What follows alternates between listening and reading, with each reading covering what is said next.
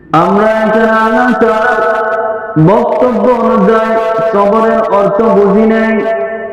সবরের অর্থ বোঝার জন্য আল্লাহ তাআলার মুফাসসিরিন কিরাম যারা আছেন, কোরআনের মুফাসসির, তাদের তাফসীরের দিকে তাকাইতে হবে, তাদের তাফসীরের দিকে দৃষ্টিপাত করতে হবে। মুফাসসিরিন কিরাম বলেন, সবরের অর্থ আসলে তিনটা আছে রে বাবা। আসলে একটা শাব্দিক অর্থ আছে, সেই শাব্দিক অর্থটা হলো হাবসুন নাফসি, নফসটাকে বাঁধে রাখা, নফসটাকে কন্ট্রোলে রাখা। যে ব্যক্তি নফসটাকে কন্ট্রোলে রাখতে পারলো, সেই ব্যক্তি আসলেই সবর করলো।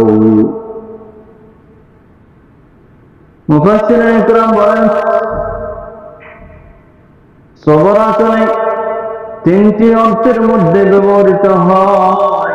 এক নম্বর অর্থ হলো সবর আলাল মাসিয়াহ, গুনাহ থেকে সবর করা, গুনাহ থেকে ধৈর্য ধারণ করা।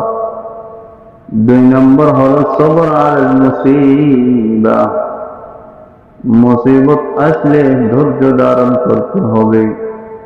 তিন নম্বর হলো সবর আলা তাআহ, এতাআত যখন করতে হবে তখন তোমাকে ধৈর্য ধারণ করে এতাআত করতে হবে রে বাবা।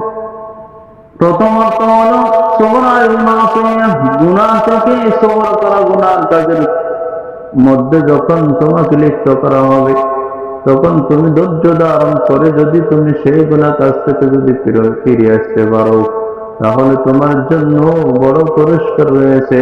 সেই পুরস্কারটা হলো আল্লাহ তাআলা বলেন, ইন্নামা ইউওয়াফাস সাবিরুনা আজরাহুম বিগাইরি হিসাব। আল্লাহ তাআলা সবরকারী যারা আছে তাদেরকে দিবেন অগণিত সওয়াবের ভান্ডার।